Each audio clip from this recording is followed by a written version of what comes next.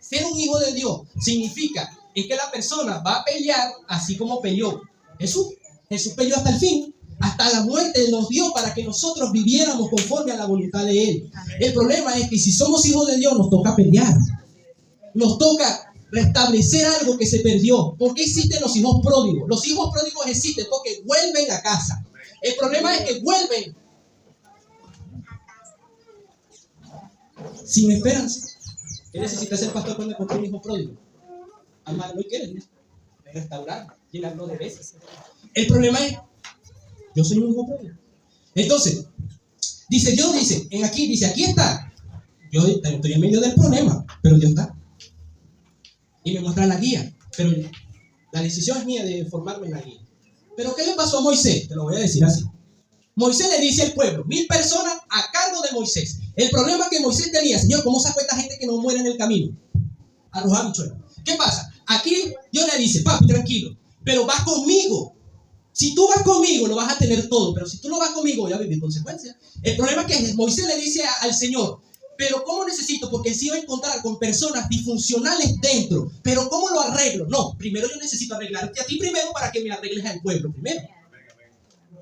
Entonces, ¿qué es lo que pasa? Que cuando yo me dejo arreglar en Dios, Dios me va arreglando, pero voy soltando testimonios en el camino. Y esas personas son las que van llegando cuando yo soy arreglado. Nos encontramos con una generación que no son arregladas, que necesitan ser arreglados y formados. Pero el problema es que tienen generaciones en su casa y tienen voces que a veces las escuchan y amargados a veces para que otros jóvenes aprendan a desarrollar lo que Dios tiene en sus manos. Y yo recuerdo aquí, el Señor me entregó una palabra en arameo. La palabra que voy a decir dice, es teoneustos.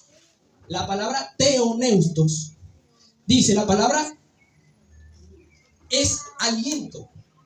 La palabra teoneusto o el teo es Dios. Teo es Dios. Neusto, aliento. Pastor, ¿por qué vemos gente, Señor, desalentada? Porque no tienen a Dios y no tienen el aliento. Es desánimo. El aliento de Dios es Dios mismo metido en la escritura, en enfermedades. Puede ser que yo esté pasando un momento de enfermedades, pero está ahí, pero me puede ayudar. Y después dice, es el desaliento de la gente que vive desanimada, porque no tienen el aliento. ¿Dónde se ve el aliento? En dos partes de la Biblia. En Génesis, cuando Dios crea el ser humano y le sopla. Después vemos el de repente un viento recio descendió donde estaban y llenó el lugar. Hablando en lengua. El problema es que existe gente así, porque está desalentada. Necesita el aliento de Dios. Después digo, si la palabra de Dios es el aliento de Dios que vive en desaliento o el aliento, la gente le falta la palabra de la medicina. ¿Y cuál es la palabra de la medicina? Y aquí digo yo, en Pedro, en primera de Pedro 21, hay una palabra griega que se llama enenco.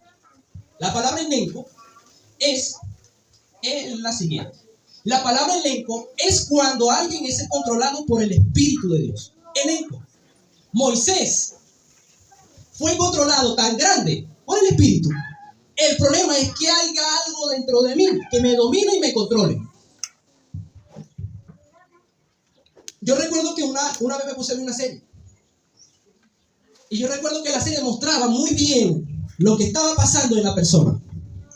La palabra elenco es la palabra elenco que quién es el que controla la vida de las personas.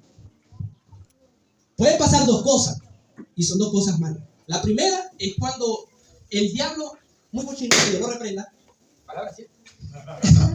Cuando yo en eso, la palabra elenco no me domina Dios. Me domina un espíritu externo, pero que necesito ser sacado. El problema es que como el Espíritu Santo es un caballero, Dios es un caballero. Oye, el problema es que si yo no lo llamo a tiempo, vivo. Porque Pablo le dice, todas las escrituras es inspirada por Dios para enseñar y corregir. ¿Verdad? ¿Qué tiene que Dios corregir en tu vida?